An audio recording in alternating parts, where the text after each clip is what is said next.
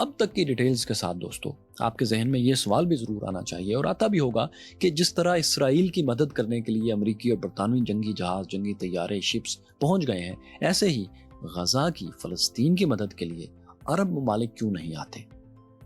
On paper दोस्तों पहले आपको सूरत हाल बताते हैं क्या है, इसमें आपको जवाब मिलेगा। अरब ममालिक जो कि अरब लीग में इकट्ठे हैं, उनकी तादाद 22 है।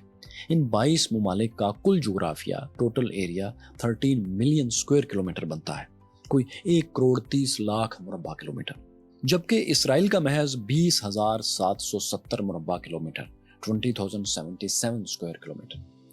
ये कितना बड़ा फर्क है, इसे यूं समझें कि अरब लीग के ममालिक का 1% भी, 100 में से 1 हिस्सा भी निकाला जाए तो वो भी इसराइल से कई गुना बड़ा होगा। इसराइल अरब लीग के टोटल जोग्राफिया का 0.15% बनता है। इसी तरह आबादी में अरब लीग 40 करोड़ 400 मिलियन लोगों की ताकत रखते हैं, जबकि इसराइल की आबादी तो 1 करोड़ भी नहीं है, महज 9.3 मिलियन है, 93 लाख इंसान। फिर अरब ममालिक तो गजा की जुबान भी समझते हैं, इनके पास पैसा भी है, तेल की ताकत भी है और सब कुछ जो आपके जहन में आए वो अरबों के पास है। फिर ये बेबस क्यों है? वो अमेरिका, बरतानिया और दीगर इसराइली इत्तेहादियों की तरह गजा की मदद को जहाज और तैयारे लेकर क्यों नहीं पहुंच रहे? इसका बहुत सही सा जवाब ये दिया जाता है कि अरब हुक्मरान अमरीकी गुलाम है, इसलिए वो गजा की मदद नहीं करते। कुछ लोग ये भी नारे लगाते हैं कि शाह फैसल सऊदी बादशाह जो थे, या ज़्यादा ही जज्बाती हों तो लोग अर्तुगरुल का भी नाम लेते हैं कि अगर वो आएगा तो कुछ करेगा। दोस्तों ये बातें हकीकत से बहुत दूर की हैं। असल बात कुछ और है। हकीकत ये है कि अरब गजा या फ़लस्तीन के दूसरे हिस्से वेस्ट बैंक की मदद के लिए इसलिए नहीं आते कि वो इससे पहले एक से ज़्यादा मरतबा ये सब करके देख चुके हैं। 1948 में, 67 में और 73 में 3 मरतबा अरब ममालिक इसराइल से टकरा चुके हैं, पूरी ताकत से हमलावर हो चुके हैं और हर बार शिकस्त खा कर लौटे। एक बार भी अरब लश्कर मिलकर अपने मकसद में कामयाब नहीं हो सके कि इसराइल को ख़त्म कर दें या फ़लस्तीन को आज़ाद करवा लें या इसराइल को उसके एरिया से कुछ ही छोटा कर सकें, कुछ ही पीछे हटा सकें। फिर इसके अलावा अक्टूबर 1973 में 1973 में सऊदी बादशाह शाह फैसल की क़यादत में तेल पैदा करने वाले अरब ममालिक ने अमेरिका और वेस्टर्न कंट्रीज़ का तेल बंद करके भी देख लिया है। इस एक्शन की वजह से उन्हें शोहरत तो मिली मुस्लिम दुनिया में, लेकिन वो अपने मकसद यानी इसराइल के खात्मे या मगरबी पावर्स को, वेस्टर्न पावर्स को इसकी बैकिंग से नहीं रोक सके। उल्टा सऊदी अरब को अपनी इकॉनमी बचाने के लिए तमाम एम्बार्गोज, तेल पर तमाम पाबंदियां वापस लेना पड़ी। मतलब ये कि आज अगर अरब ममालिक गजा की मदद को, फ़लस्तीन की मदद को नहीं आ रहे तो इसके पीछे अमेरिका की गुलामी नहीं, अपनी बेबसी छुपी हुई है, क्योंकि उन्होंने हर हरबा आजमाने के बाद सीख लिया है कि हम अपने जुग्राफिये के 1% एरिया से भी कम पर कायम इसराइल से नहीं लड़ सकते। इसलिए बार बार यह नाकाम तजर्बा करके शर्मिंदा होने का कोई फ़ायदा नहीं। फिर लिबनान, इराक, शाम और उर्दन ने भी फ़लस्तीन की मुख्तलिफ तंजीमों की मुख्तलिफ तरीक़ों से सपोर्ट करके देख लिया है, लेकिन इससे भी उनका बुनियादी मकसद हासिल नहीं हो सका। तो तवील कहानी में जाए बगैर मुख्तसर ये कि अरबों को अपनी ताकत की कम आएगी का, कमज़ोरी का पूरा एहसास है। फिर इसके पीछे दोस्तों एक बात और भी है जो शायद आप में से कुछ दोस्तों के लिए नई हो।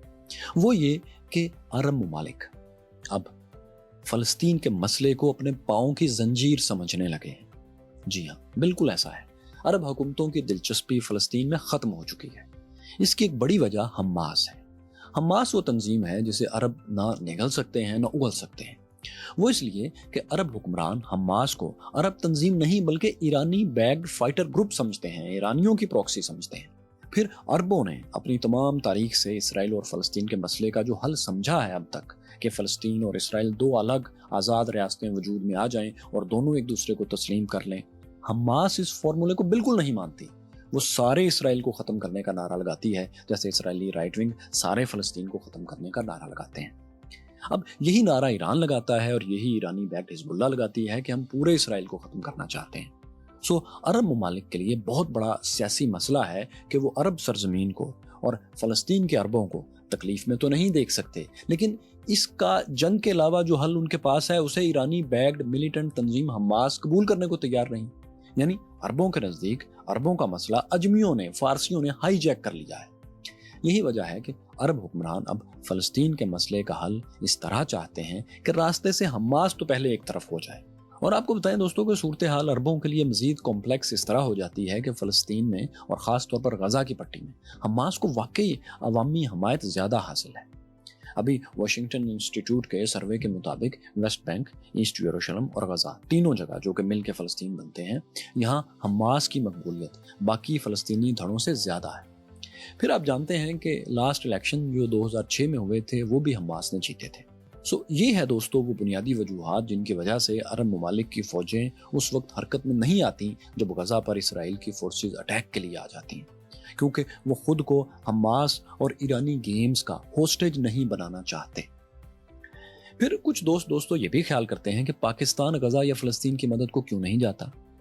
اس کا جواب یہ ہے کہ پاکستان کو نہ تو جانا چاہیے اور نہ پاکستان جا سکتا ہے۔ پاکستان اور بھارت کی تمام جنگیں گواہ ہیں کہ ہم تو اپنے بارڈر پر 6 دن کی جنگ سے زیادہ لڑنے کی صلاحیت نہیں رکھتے، کجا یہ کہ ہم 4,500 کلومیٹر دور عربوں کی جنگ لڑنے چلے جائیں، ایک ایسی جنگ جسے اب وہ خود بھی نہیں لڑنا چاہتے۔ ہماری اکانومی اور ملٹری ڈیزائن اس کی اجازت ہرگز نہیں دیتا، کیونکہ اسرائیل سے جنگ لڑنے کے لیے ایک سٹرونگ نیوی چاہیے جو پاکستان کے پاس نہیں ہے۔ وہ ممالک جنہوں نے کئی سال کی first world war, second world war اور اس طرح کی دوسری جنگیں لڑیں، وہ نیول پاورز تھیں، ان کے ملٹری مسلز بہت سٹرونگ تھے، پھر ان کی ڈیپ پاکٹس تھیں، اتنی ان کے پاس اکانومی تھی کہ وہ ان جنگوں کو کئی سال پر پھیلی جنگوں کو افورڈ کر سکتے تھے، ان کے وسائل کی گہرائی ہم سے کہیں زیادہ تھی۔ اس لیے دوستو تاریخ کے سب سے بڑے ملٹری جینیس چائنیز کمانڈر سان تزو کی بات ہمیں ماننی چاہیے کہ جو جنگ آپ جیت نہیں سکتے وہ شروع ہی نہیں کرنی چاہیے۔